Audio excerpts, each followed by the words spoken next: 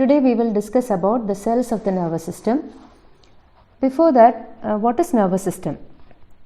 The physiological activities in the body of higher animals like circulation, respiration, muscle activity and all the other excretory activity, the metabolism, etc. All physiological activities of higher animals are controlled and coordinated by two systems in the body. They are the nervous system and the endocrine system.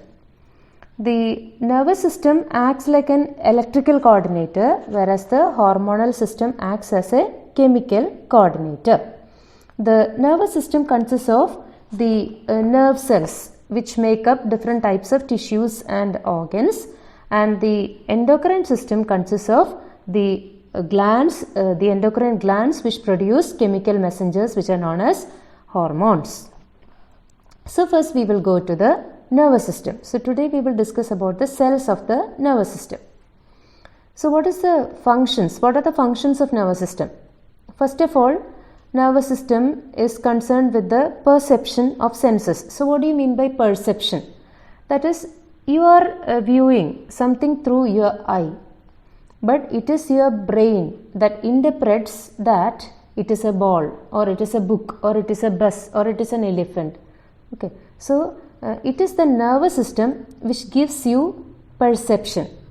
It's not only sensation, but it is perception, because you are understanding what you are seeing. Or you hear a sound and you recognize it is that sound, it is his sound or her sound, or it is the sound of a bird. So you are perceiving that sound. So that is what is called as perception. So one of the major functions of nervous system is perception. Second thing is, how is it possible? The signal has to be sent from the eye to the nervous system, or from the ear to the nervous system, and from the nervous system back to various organs like muscles, etc. So signals are to be sent from the nervous system as well as to the nervous system, and these signals are called as impulses. So these impulses are to be first generated and they are to be transmitted. So this is the second function of the nervous system apart from perception. So first is sensory perception, second one is the elicitation and transmission of impulses, and third one is once the nervous system receives messages from various organs. For example, on skin, suppose a hot object falls on the skin, hot water falls on the skin, the nervous system immediately gets messages through impulses sent from the skin, and it will immediately make a response in you. That is, you withdraw your hand. So that is what is called as a response. So to these stimuli, responses are to be created. So that is the third function of the nervous system, and by which it will control and coordinate all the body activities, and it will also help in maintaining a constant internal environment. Now, the nervous system is having two types of cells. They are the nerve cells, which are also called as neurons, and the glial cells or the neuroglia cells, which support the neurons. So neurons are the main cells which are involved in the generation as well as transmission of impulses, and glial cells are concerned with the packaging and protection of neurons in the nervous system. So the two types of cells are nerve cells or neurons and the glial cells or the neuroglia. First, the neurons. Neurons are the structural and functional units of the nervous tissue. So you take the case of human nervous system. The human nervous system consists of about 10 raised to 11 neurons. So that much abundantly distributed are the neurons in the human nervous system. Second thing is that they are the longest cells in the animal body, because they are concerned with the transmission of impulses. So they are the longest cells of the human body. They are long-lived, but at a particular stage, once a particular stage is reached, they lose the power of division. So they have no powers of mitotic division once a particular stage is reached. So these are the general characteristics of neurons. Now coming to the parts of a neuron. it has got three main parts: the cytone, which is also called as the cell body, the dendrons, and the axon. Cytone. Cytone is also called as the soma, or it is also called as perikaryon. It is the cell body. It consists of cytoplasm, which is called as neuroplasm, and it is that part which contains the nucleus, all the cell organelles, and it also consists of many fibrils, certain pigments, etc. So it is the cytoplasmic area, the area where majority of the cytoplasm is concentrated. And another thing is that they lack centrioles because they are not capable of division. Otherwise, it is like a typical eukaryotic cell with nucleus and other organelles. And there are many mitochondria also, which will meet the energy demands of the neuron because it is concerned with the transmission of impulses. So there will be mitochondria, and there are also ribosomes attached to endoplasmic reticulum, and these ribosomal particles or the proteinaceous particles which are present in the cytoplasm of the cytone are called as Nissl granules or the chromatoid bodies. So these are the major constituents of the cytone or the cell body. The next part is called as dendron. So when you take a close look at the structure of a neuron, it can be seen that from the cytone a number of processes are arising, and there are numerous short processes and there will be a long axial process of the cytone. The short processes which arise or which radiate into different directions from the cytone, they are called as dendrons. So dendrons are the short processes which radiate from the cytone from its different parts, and they are rich in mitochondria, ribosomes, cell organelles, etc. And these dendrons, they in turn are branched at their ends, and these branched ends or these branches which are seen at the ends of dendrons are called as dendrites. So they can be seen radiating from the cell body, and they are able to make lots of connections with each other. So now what is the function? So a neuron is concerned with taking up of impulse as well as transmission of impulse. So an impulse taken up by a neuron will be transmitted to the next neuron, and this continues. So there is a part of neuron which takes up the impulse, and there is a part which sends impulse. Dendrons are those which take up impulses. So dendrons and dendrites, they take up impulses or they transmit impulses from other neurons towards the cytone or the cell body. So they are the processes of the cytone or the neuron which take up impulses. Now the third part of a neuron. The third part is the long axial process of this neuron. It is called as the axon. So it is concerned with the transmission of impulses from the cell body to other neurons. This axon is long. It is the longest branch, or it can be considered to be the axial process or the axial branch. Since it is part of the cell, it is having a plasma membrane which is called as axolemma, and it is having cytoplasm which can be called as axoplasm. And this axoplasm contains a number of small fibrils which are called as neurofibrils. So that is characteristic of the axonal cytoplasm, the presence of neurofibrils. Then the part from which the axon arises is thick and conical. It is called as the axon hillock, and it can be considered to be the junction between the cytone or the cell body and the axon. So it is a junction between the cytone and the axon. It is called as axon hillock, from which the axon arises. It is thick and conical in nature. Now at the end of the axon in turn ends in small branches. These small branches are called as axon endings or telodendria or telodendrons. So the fine branches which arise from the axon are called as axon endings or telodendria.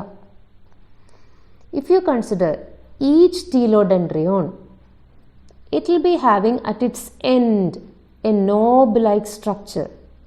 That knob-like structure is called as the synaptic knob, or it is also called as the terminal button, or called as end bulb. So the end of each telodendrion of the axon is a knob-like structure which is called as the synaptic knob or the end bulb or the terminal button. What are they meant for? They contain mitochondria and they contain a large number of vesicles or bag-like structures which are membrane bound. These vesicles are secretory. And what do these vesicles produce? These vesicles produce and they store substances called as neurotransmitters. These neurotransmitters are substances which play an important role in impulse transmission. The most important example of a neurotransmitter is acetylcholine. It is the commonest neurotransmitter. There are others like GABA, gamma, aminobutyric acid, etc. They are all examples of neurotransmitters. In certain neurons, an axon will be having lateral branches. There will be side branches arising from the axon. They may be called as collateral axons, which also can have telodendria. But it is not very common. So, if there are side branches arising from the axon or lateral branches arising from the axon, they are called as the collateral axons. Now, it is already mentioned that the dendrites take up impulses and the axons release or the axons transmit impulses. Where are these impulses transmitted to? They can be transmitted to other neurons or with other cells like a muscle fiber. How is a signal reaching a muscle fiber? Through an axon ending. So, the junction between the axon of a neuron and the dendrite of another neuron is called as synapse or synapse. So, synapses are the junctions between two neurons where an axon of one neuron will communicate with the dendrite of another neuron. So, they are interneuronal junctions. They are called as synapses.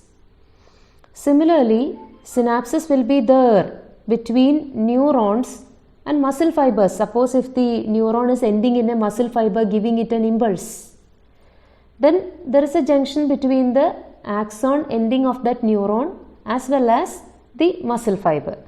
That junction is called as the neuromuscular junction or the myoneuronal synapse. The other one is the interneuronal synapse.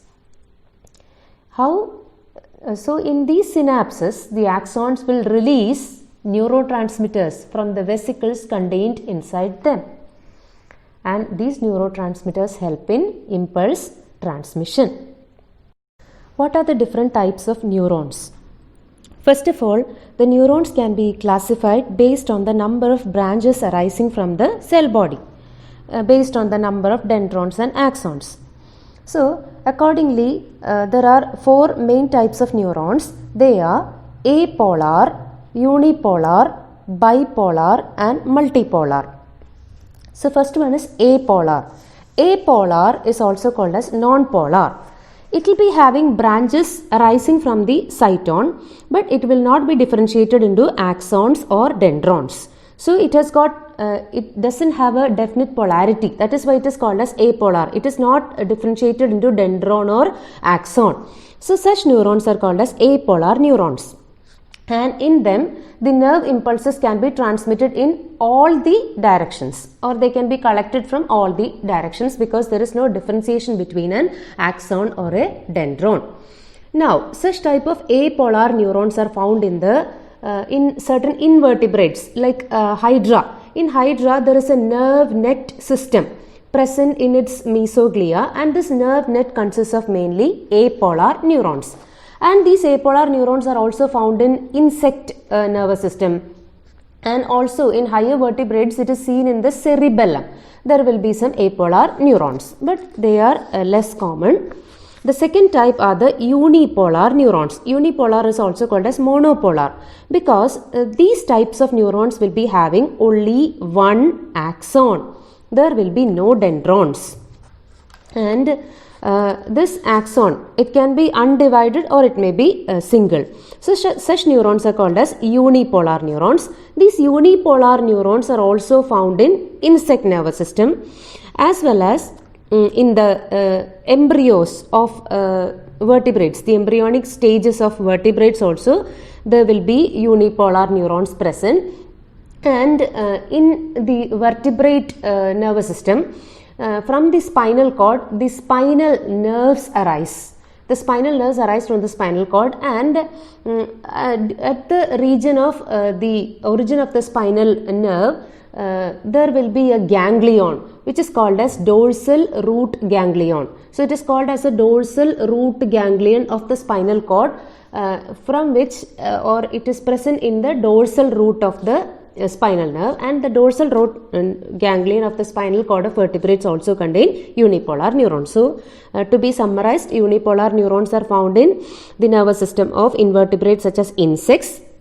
It is found in the embryonic stages of vertebrates and also in the dorsal root ganglion of the spinal nerves. Now the third are the bipolar neurons. A bipolar neuron will be having one axon and one dendron at opposite ends. They are usually found in the retina of the eye, the inner ear, as well as the olfactory epithelium lining the nasal cavity of vertebrates. The epithelium lining the nasal cavities also contain bipolar neurons with one dendron and one axon on opposite sides. Multipolar neurons are the commonest because they are having, that is the structure of the typical neuron. That means will be having numerous dendrites and a single axon, and that is found in the brain and is found abundantly in the brain and spinal cord of vertebrates. So they are called as the multipolar neurons. Along with that, there is one more type of neuron which is called as the pseudo-unipolar neuron. Here it is actually bipolar. That means it is having axon as well as dendron. But both arise in the same polarity, or both arise from the same pole of the cell body. They do not arise at opposite ends, but the dendron as well as the axon, they will arise from the same portion of the cell body. That is why it is said to be pseudo-unipolar, because it is actually bipolar but it appears unipolar. That is why it is called as pseudo-unipolar, and it looks like it looks as if the cell body has arisen as a side branch of the axon. So such neurons are called as pseudo-unipolar neurons. The sensory neurons found in the peripheral nervous system are pseudo-unipolar in nature. The sensory neurons of the peripheral nervous system. So they, according to the number of processes, there are mainly four kinds: apolar, unipolar, bipolar and multipolar. Now we will go to the next classification, that is depending upon the direction of impulse transmission. There are three kinds of neurons. First one sensory, second is motor, third one internuntial. First one sensory, or it is also called as afferent. What do you mean by sensory neurons? They transmit impulses from the receptors to the brain or the spinal cord. That means they send impulses to the nervous system, to the central nervous system. That is why they are called as sensory. For example, the impulses the neurons which take impulses from the eye or the ear or the skin to the central nervous system, they are considered as sensory neurons. That is why they are said to be afferent. Second type are the motor neurons, which are also called as efferent neurons. They are those which transmit impulses from the central nervous system. That is, they transmit impulses from the brain and the spinal cord to effector organs of the body like the muscles, glands, etc. So such neurons are called as motor neurons. So they are said to be efferent. That means they bring impulses from the central nervous system to the organs, glands, etc. Now, there are some neurons which interconnect or which serve as links between sensory and motor neurons. They are considered to be connecting neurons or internuncial neurons. They are located in the spinal cord, brain, etc. and they interconnect the sensory and the motor neurons. So these are the different types of neurons which are found in the nervous system, and that is how we classify them based on the direction of impulse transmission as well as based on the number of processes the neurons are usually divided. In any nervous tissue, the branches arising from the neurons, that is the different types of neurons are there and they are having branches, especially the longest branch is the axon, and usually they will be seen in bundles. So a bundle of axons or a bundle of nerve fibers is called as a nerve. In the peripheral nervous system it is called as a nerve, but in the central nervous system these bundles are called as nerve tracts. So nerve, the bundles of axons or bundles of nerve fibers or bundles of branches arising from the neurons, if they are seen in the peripheral nervous system they are called as nerves, and when they are seen in the central nervous system they are called as nerve tracts. So as it was already mentioned, the nervous system consists of two types of cells, the neurons as well as the neuroglia or the glial cells or the supporting cells. So now we go to the glial cells. The glial cells are non-nervous cells. They are unexcitable cells. So their function is only support and protection of the neurons. They are present in the brain, the spinal cord, the ganglia. They are seen around the nerve fibers, etc.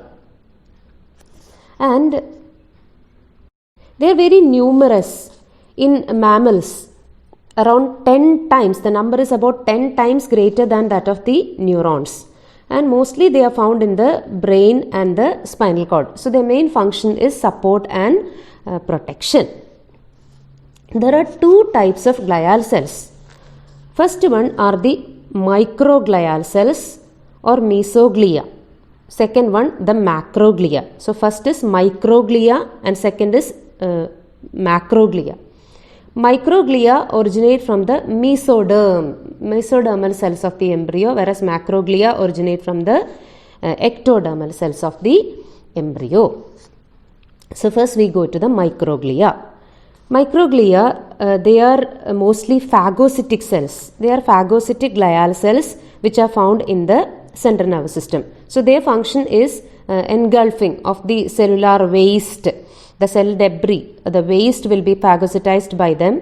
They also phagocytize the invading microbes which come to the central nervous system. So they are phagocytic in nature. So such cells are called as the microglia, or they are called brain macrophages.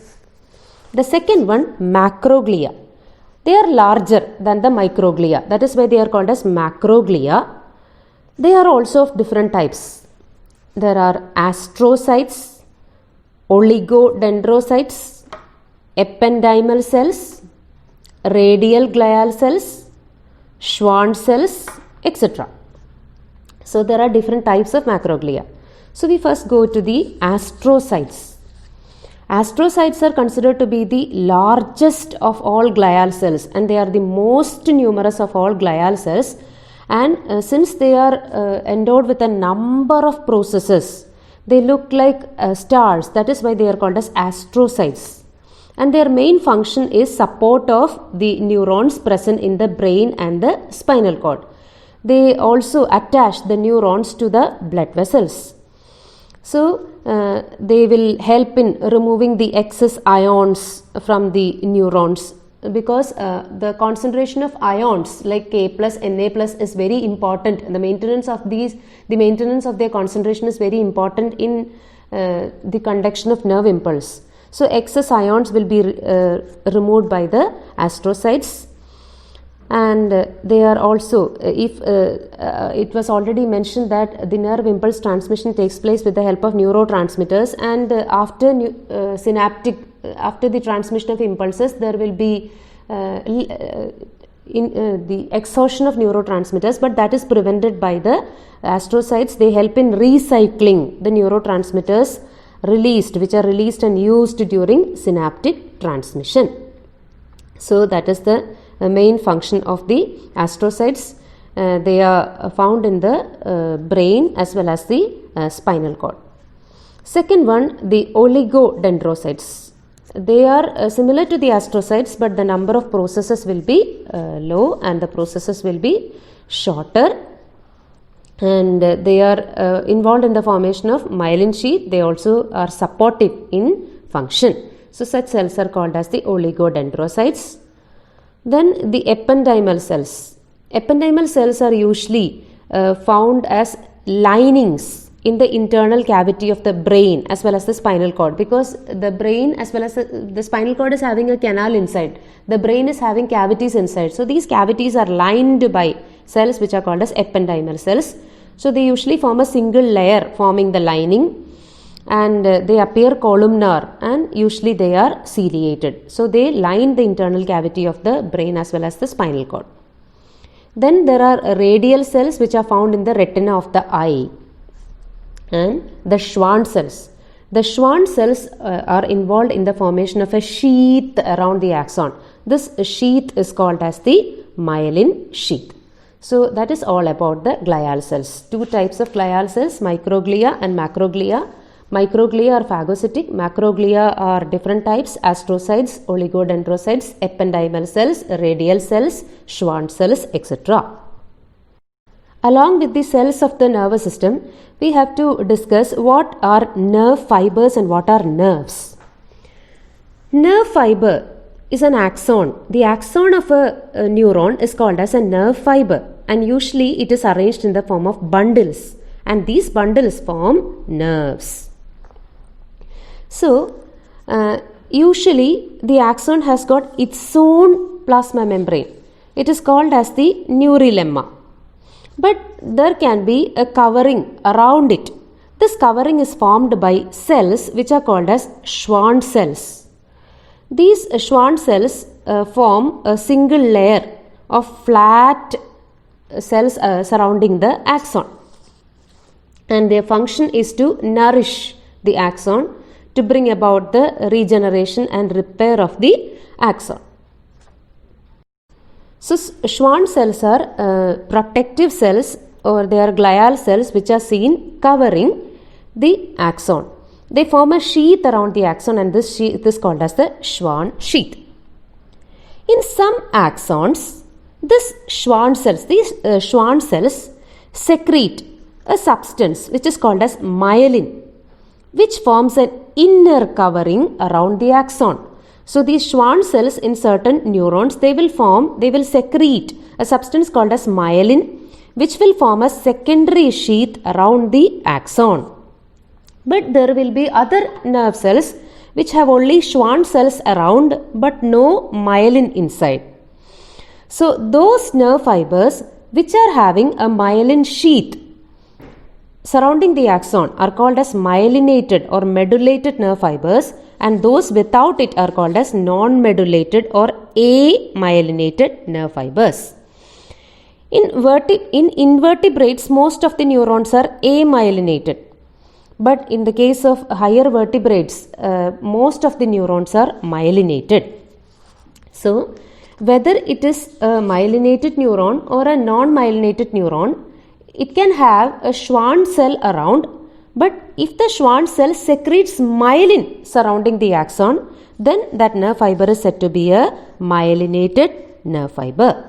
This medullary sheath or the myelin sheath, it is actually a jacket around the axon. It is made up of a protein or a lipoprotein material which is called as myelin. And another important feature is that this myelin sheath is not continuous around the axon. At intervals, it is broken by non-myelinated areas. So, they can be seen as constrictions in the axon. Along the axon, you can see certain constricted areas where there will be no myelin sheath. They are interrupted areas without myelin sheath around. These areas are called as the nodes of Ranvier. They are very important in nerve impulse transmission. and the part of an axon in between two adjacent nodes of Ranvier is called as internode. And this is how the nodes of Ranvier look like. And the medullary sheath, it protects the nerve fiber, it forms an electrical insulation around the nerve fiber, it speeds up impulse transmission. And the myelinated nerve fibers will be thicker because of the presence of myelin. And they will be having nodes of Ranvier. But non-myelinated nerve fibers, they will be having oligodendrocyte covering or Schwann cell covering around, but they will not have a myelin sheath. So they will not be having nodes of Ranviers. And faster impulse transmission is seen in myelinated nerve fibers. And such fast impulse transmission is called as saltatory transmission. And these myelinated nerve fibers are seen in large numbers in the brain, spinal cord, the cranial nerves, the spinal nerves, etc.